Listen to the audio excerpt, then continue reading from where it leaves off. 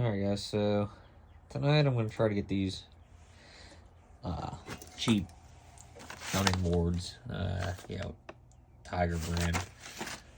I scored these for a couple bucks off an auction website. These ones are supposed to fit the truck.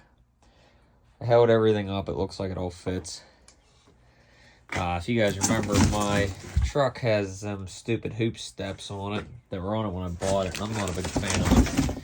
So I've been wanting to put running boards on it for the past 2 years, and I finally got a set that supposedly fits. The last set I bought were for a quad cab, so I just ended up getting rid of them.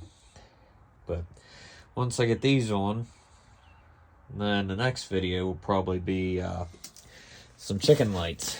So I welded they're not finished yet, but I welded a couple plates together. They're all put in the shop. I'm gonna end up putting those above the running boards on my rockers. Put a bunch of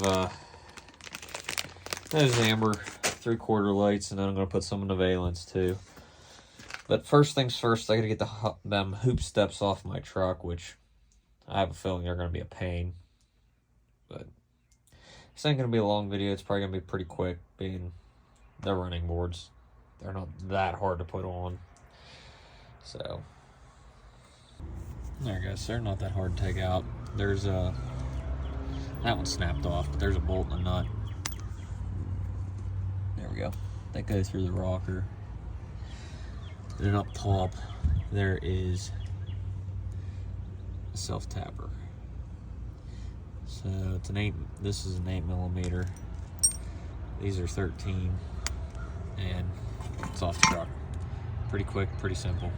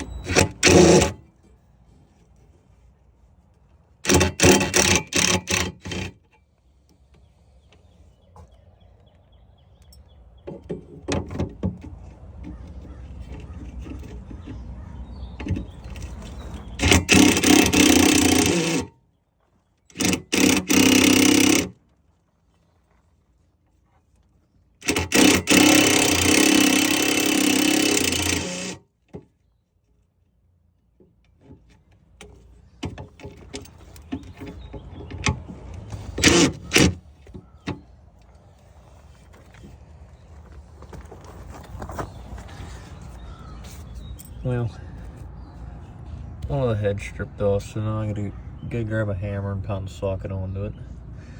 And this one will be off. There, guys, so all 4 of them are off. Pretty simple. Heck, it already looks a lot better. But I need running boards for the wife and kids, so I'll put the running boards on. I gotta assemble it all. There's all the junk bolts off of that thing. I'm not a big fan of the holes drilled into the rocker, but I guess it is what it is. It'll help me whenever I gotta put my plates on here too for the running lights. So I guess I'll go start pulling the running boards out of the box and get them assembled.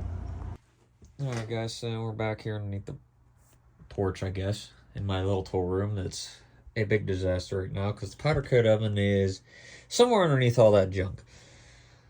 Yeah, I need to clean this place out. It's just been I haven't been using it, and it just ended up being a storage unit, and well, I need to get it cleaned out so I can use it again.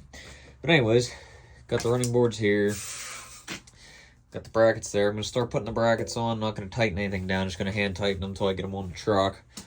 And we'll go from there. I got to figure out which one's left, right. Not sure if it really matters.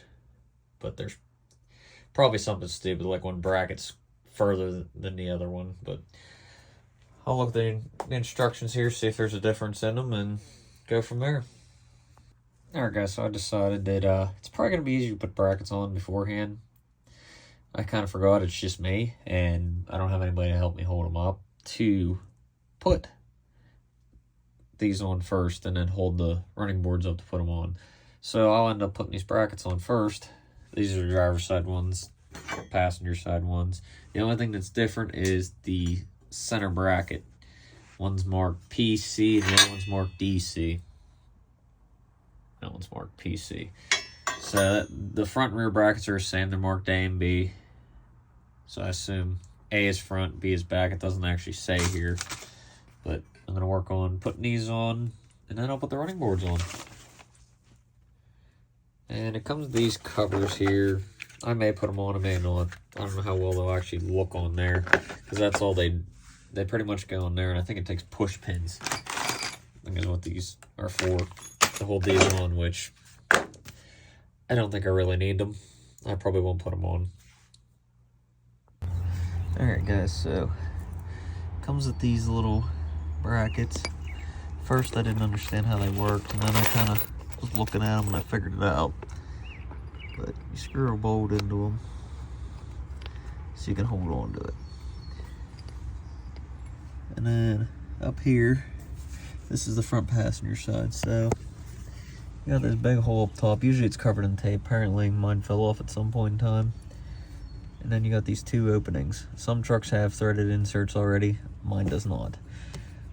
So you take the end with the stud. Well, I guess it's just a welded nut bolt, but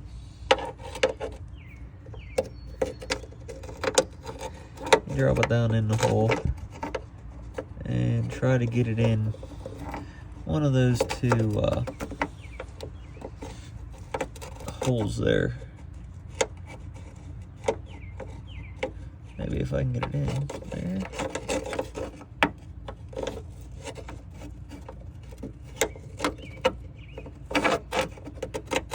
Yeah, it'd be nice if there was an easier way to do this, but whatever.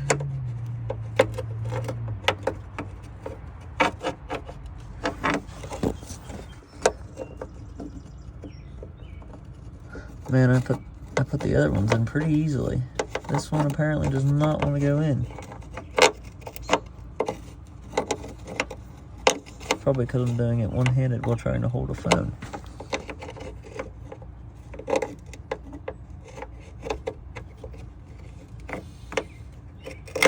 Alright, there we go. So once you get that in, it comes with these clear plastic square pieces, and they go onto that stud nut, or stutter bolt, whatever you want to call it.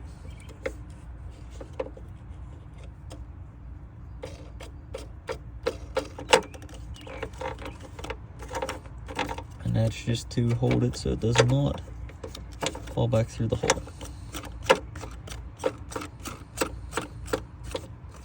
And then you can take your bolt back out, and then you spin that down to this other hole.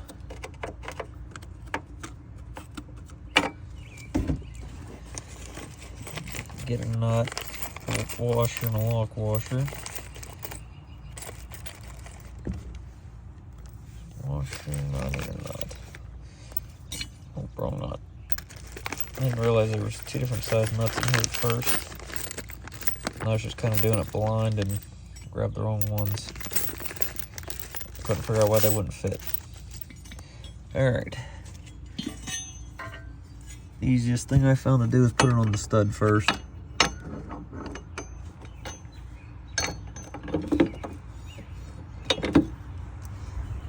I'm not sure how to hold this. but bear with me a second.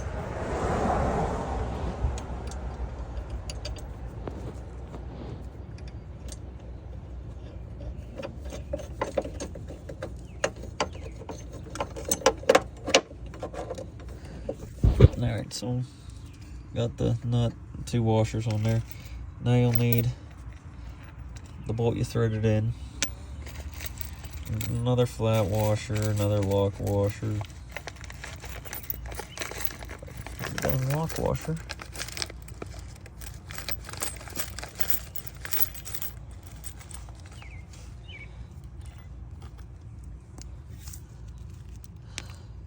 Sorry guys, kind of hard doing this one-handed, but trying to make it work. So next step would be to put it in that other hole.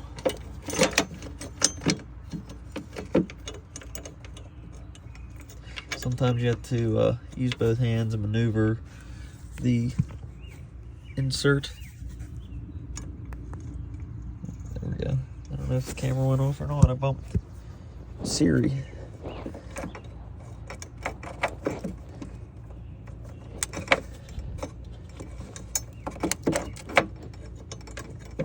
Alright, let me get this bolt in and then I'll show you guys what it looks like. Alright guys, so that's what it looks like. Got the bolt, got the nut on the stud. They're not tight, they're just there.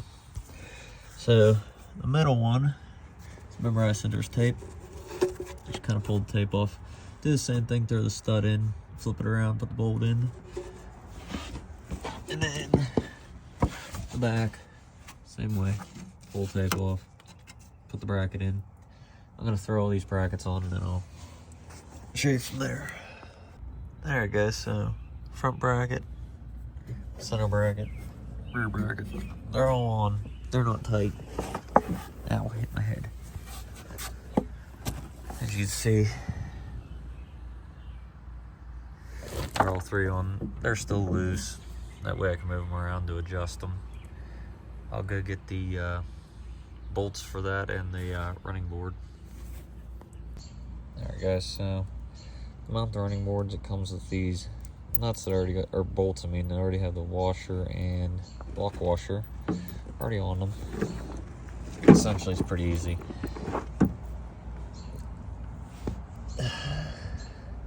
There's nut certs inside the running board. You just put them on top of the bracket, throw them in. Alright guys, so both sides are on.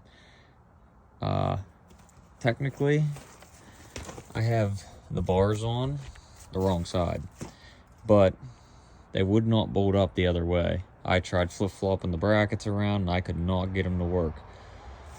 The bolt holes will be off every way, so if you look here at the gap, and we'll walk back here to the back of the cab, look at the gap there.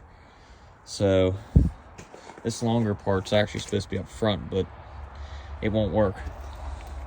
The other side, I actually had to flip the A and B bracket back and forth to even get a running board on it. So I'm not sure what's up with that. I don't know if I'd flip-flop the center brackets or not, but it's getting late and I don't feel like doing it, so they'll work for now until I finally get tired of it and move them around. But I liked it better without the running boards on it, but you know. So, alright, thanks for watching. Next video is probably going to be all my running lights getting put on. So, stay tuned.